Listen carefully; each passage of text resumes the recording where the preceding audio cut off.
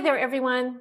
I was thinking about you, and I was just wondering if you've ever been caught up in your emotions.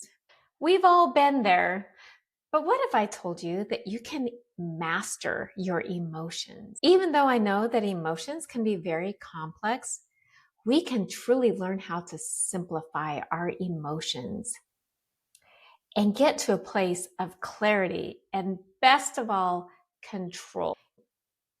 So, in the beginning, when you were about 2, I want you to remember as a little child what emotions you could identify. Well, typically, young children can identify 3 emotions. Any guesses? Yeah, happy, sad, and mad. However, as we become adults, our emotional landscape just broadens. We typically recognize more emotions and oftentimes experience more emotions that we had not, such as frustration, resentment, guilt, and other complex emotions. For example, somebody might cut you off in traffic. What's the first thing you want to do? Get outraged because it's your natural protective mechanism that says, I could have hit that person, right? And we want to protect ourselves. So our body responds instantly. Well, we immediately start to yell and scream for help, or sadly enough, yell and scream at others. If we really want to eliminate negative behaviors like having a knee-jerk reaction that could have a negative effect on ourselves and others, we want to learn to act with thinking instead of just reacting. So where do we start? Because those emotions are complex. Sometimes it's good to peel off the layers.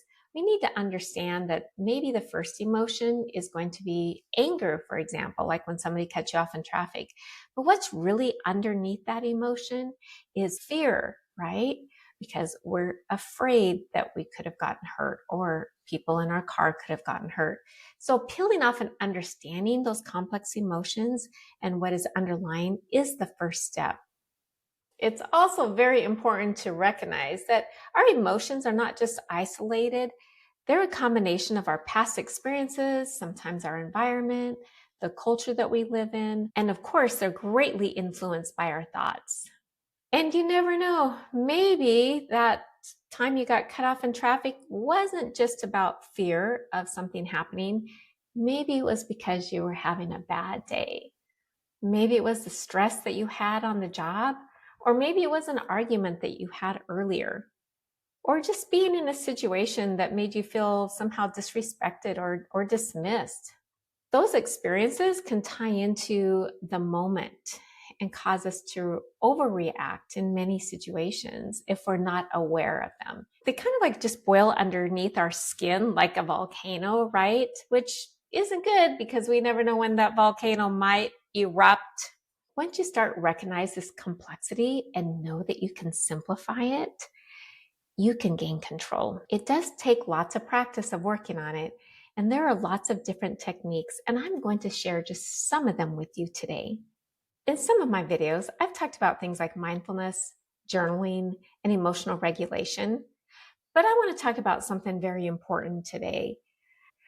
In the moment when something happens, we're often not prepared and we automatically react. So it's important to start by first identifying your triggers. What things might you react to? What have you reacted to very commonly in the past? What makes you feel not heard, dismissed? What makes you feel angry? If you can identify those types of situations, then you can start to plan for what happens when it occurs again. Because guess what? It will happen. Having a plan in advance and then even practicing it if possible can really eliminate that reactive behavior. So first step is identifying the triggers. The second step is coming up with a plan when you are exposed to the triggers. Sometimes we just need to walk away. Car cuts you off in traffic, slow down and get away from the vehicle. Somebody yells at you, just take a little while to walk away and take some deep breaths and relax and maybe use some calming statements like, I'm just going to think about this until I'm in a better place and then I can address it.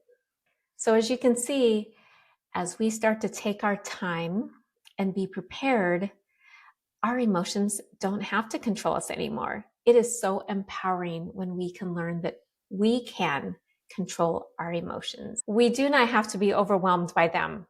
And frankly, we might not always get it right, but each step is important.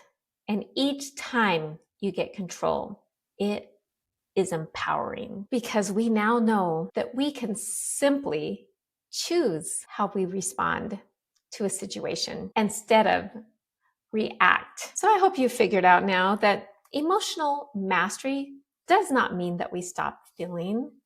We can embrace our emotions, but we can also learn to control our emotions. I invite you to practice this with me, and we'll go on this journey together.